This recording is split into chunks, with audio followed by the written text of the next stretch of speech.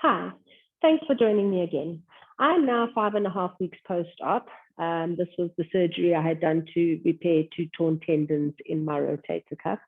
So I've had I've met with my surgeon. I've also gone for regular physio. And the surgeon did say at 5 weeks, I can start leaving the sling off, which has been great because it does cause a lot of tension and in the neck and the shoulder where the sling cuts into the arm. And he also did say that in terms of getting back into my yoga practice, I can now start to incorporate any movements that the physio does in our sessions together. I can start to incorporate those into my yoga practice. So where last week I showed you the spider crawls, where you spider crawl up a wall. Now, when you're doing Adho Mukha Virasana, for example, you can start to work on bringing that extension and then really opening up that armpit and taking just a few breaths there. So the physio did say, go to your point where you feel pain and you want to try and push through that pain barrier. So working with the breath really is helpful, and try and incorporate those movements throughout your day. I will show you the desk work later. So, and if you have time, just do as many repetitions as you can. I also want to be able to get back into my downward dog. So spreading the palms, working into that armpit opening of downward dog. So the armpit opening in Iyengar yoga is quite an important action. And the physio has also reiterated that that's a very important action. So I kind of have been thinking, what would Iyengar do? So when I work into these shoulder exercises, working with the wall, I start to open the armpit in. And then also those classic Iyengar movements where you're turning the palm, because we have started to incorporate a twisting action. I'll show you that exercise later. But also because I've been feeling a lot of tightness in the bicep, I feel that those are nice to do just to give it a nice stretch. I have still been working with my stress ball. So this stress ball has become kind of easy for my hand to squeeze. I still keep it though, because I did feel that my fingers were feeling tight, my thumb joints weren't feeling great. Well, this particular one wasn't feeling great. So I use it to squeeze with my fingertips, trying to strengthen into the fingers. And then I have one that's a little bit firmer, which I've now progressed to. So that one challenges the strength a little bit more. And because you're continuously working on strength, what you can do is grab an elastic and see if you spread the fingers apart. Now you're working that kind of opposite action. Okay. Because of the tightness in my neck and because of the whiplash, she's given me a few extra shoulder or neck exercises to do. So the looking up, as you would in Virabhadrasana 1, Warrior 1, and then looking down, like Jalandhara Bandha when you're breathing, and then turning the head to the side when you complete your Trikonasana pose. So it's that kind of action. And also a side stretch, taking the neck, getting that neck stretch, taking the ear to the shoulder. So I've also added that stretch where you're looking into the armpit, so that stretch of the levator scapula. And these I just do throughout the day. Remember to keep the shoulders down. That Tadasana action is important. So also doing the shoulder shrugs and releasing. So those I try to do them throughout the day when I'm waiting for the kids in the car, when I've got a gap in the office. And I've also started doing a few twists, keeping the shoulder blades down. Again, as I said, we've started to incorporate a turning of the palm. So here again, starting to incorporate that turning. and the circles you can still do. So all of those that feel good for your shoulders, that feel good for your neck, that you're able to do at any time of the day, then do them, because there's quite a lot of new exercises. Plus, you're still trying to do the ones that I showed you last week. So once you've done the neck stretches, there is obviously the elbow work. Okay, at this point, you don't really need to have that opposite hand support. So we're still doing all those different hand movements. Okay, remember those full hand movements where you're taking the hand back, side, palm facing back, and then palm facing back and forward. So now we also are doing shoulder extensions. Okay, so really working on extending that range of motion. Keep the front thighs back like you do in Tadasana. Keep extending the elbow. I found with all these extensions, try to also just give the tricep a little bit of a squeeze, because the physio did say my tricep had lost a little bit of strength. So now I'm trying to work that tricep extension. And sometimes when I'm at my desk, I also just kind of lean forward and then see, can you work a little bit more into that tricep, just isolating that tricep muscle. I haven't yet started to do any work with TheraBands or weights, because the physio hasn't said to. So we're just continuing with the ones we did last week. Lots of these, think of them as the Lion King pose, where you're stretching the arms up overhead, the right arm supporting the left to get that full range of motion. And with each exhalation, I'm trying to relax where I find pain and tension in the shoulder. Also remember not to swing the thighs and the hips forward, so you're not arching the spine. Keep the thighs back, take the arms up overhead. Use your breath, use your affirmations, and try to build up to doing anywhere between 8 to 12 of these. All of these we do repeat. So we're just doing the 10 repetitions, and then we'll go through all of these again. Right, so the sideways ones, also still doing those. Remember the opposite, or not the opposite, but taking to the back. The one that I find I really struggle with, so I try and do quite often, is that pulling up the pants one. And if you do it in front of a mirror, you can try and level out. All right, so the physio has also now included where I want to start flexing, but without the support of the stick. So if you want to transition, or if you're struggling and you don't have your stick, just give your arm a little bit of a support with the opposite arm, so you can start to do them like this. And then there's what I call the Statue of Liberty. Again, all these exercises are ranges of motion that my physio has introduced for me at my point in my recovery. You need to do what your physio has said works for you in where you're at. So not all surgeries are the same, not all people are the same. Right, so Statue of Liberty, just extending at a diagonal, using your breath to open up that armpit, thighs firm, hips back.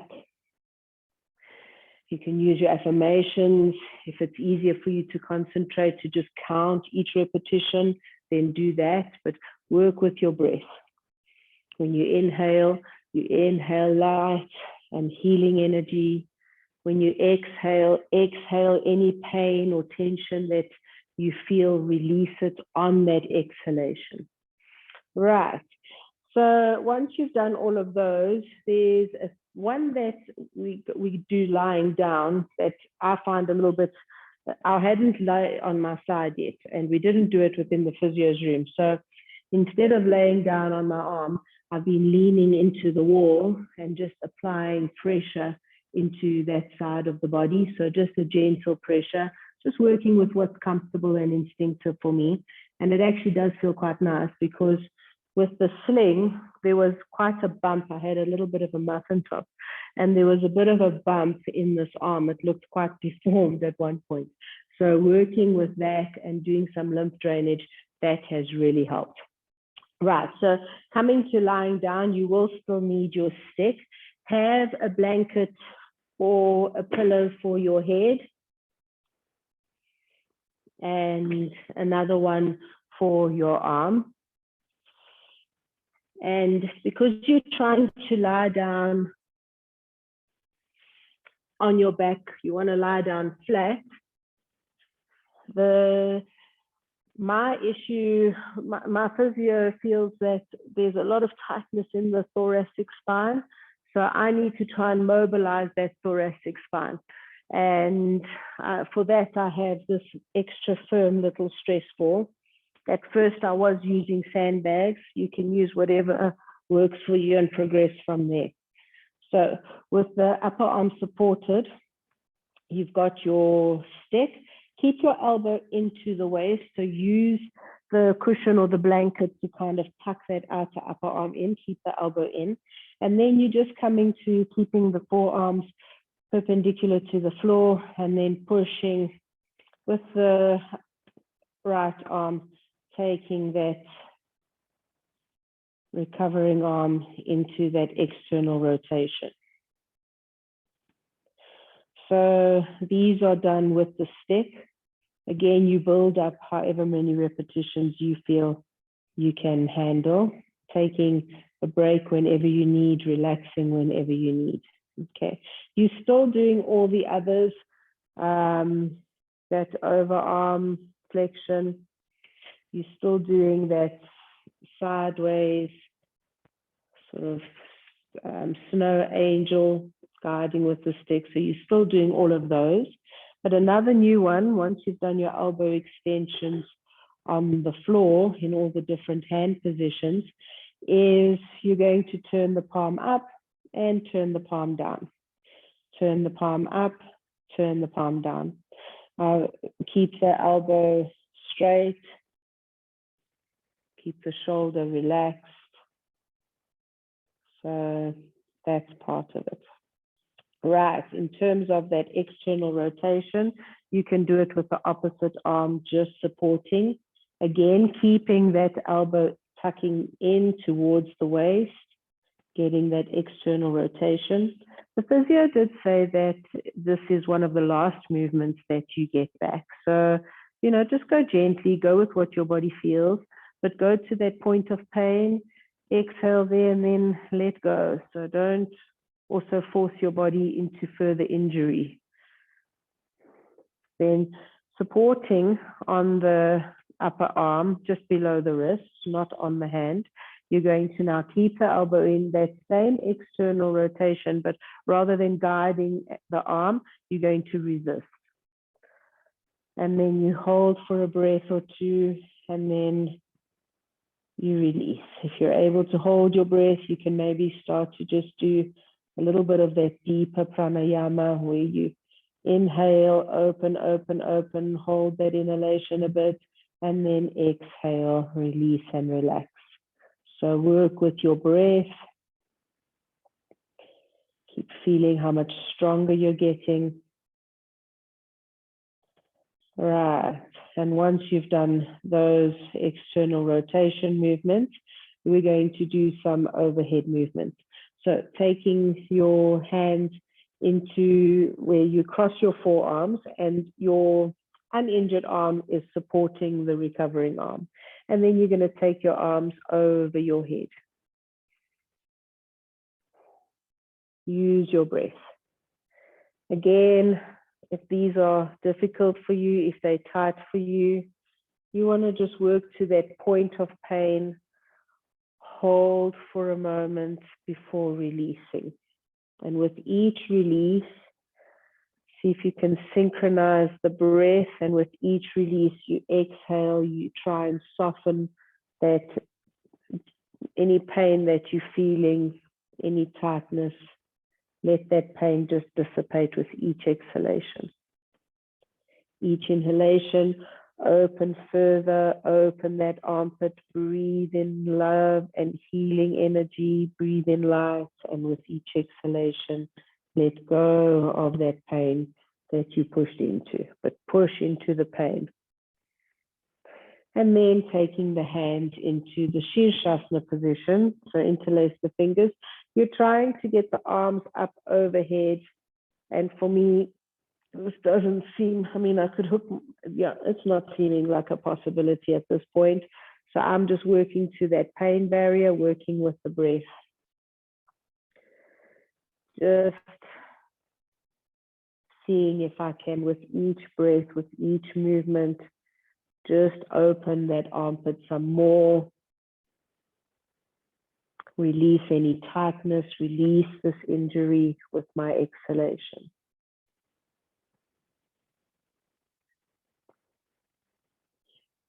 And you do between 5 to 10 to 12, whatever stage you're at, because you are going to repeat the whole process all over again. So you can release and rest and relax on an exhalation. So one of the other movements that you still want to be doing is supporting your head on a couple of blankets or the cushion. And from here, you've got your arm extended at your side, and then you're going to bring it forward in that flexion. Use the opposite arm to support, to lift, to extend, and then bring the arm back to at the side, and then on an exhalation, extend, extend, extend, extend, push, and then back to neutral position. And then again, flex, flex, flex, flex, flex, and then release. So you are still doing these, and now we are doing them standing also. So when you're lying down, do get into those. Right, so in terms of the tightness in my thoracic spine, she does quite a lot of manipulation and massage into the thoracic spine. So when you bend your head forward, the one that sticks out, the vertebra that sticks out at the base of your neck, that is C7. The one below it would be T1. And then you go to all the thoracic vertebra right to T12, somewhere near the base of your rib cage. So I like to start at the base of my rib cage. I'm going to bring that ball there, and then I'm going to exhale and lie down flat. If you need to release first by lying down flat before putting the ball in there, then do that first. All right, and you would just take a few breaths here. So for the sake of not dragging out the video, you can either use your unaffected arm to lift the support higher and higher and higher with each movement up, getting closer and closer towards the neck. Or you can kind of caterpillar your way down, and you'll have to keep adjusting the neck and head support. But that is also another option. And then once you've reached at the just below the base of the neck, then you're going to caterpillar your way back up again. Or you can, with your unaffected arm, bring the ball down with each breath. You decide what works for you, what feels right for you. But if you are struggling with that thoracic tightness, I found that that has been quite useful. And then because you have to lie flat on the floor anyway, allow yourself a few moments of peaceful shavasana.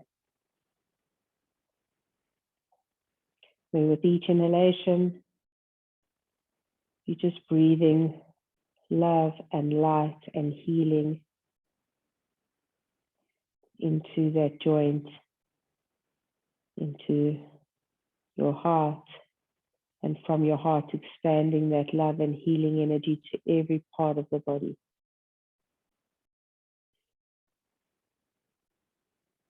With each exhalation, Just let go of tension and pain. And because you should be lying here for a few minutes anyway, you might want to do some breathing exercises here, working with affirmations, working with your visualizations. Just enjoy having the shoulder blades in and supported, that openness across the chest. Try to find some peace in this Shavasana.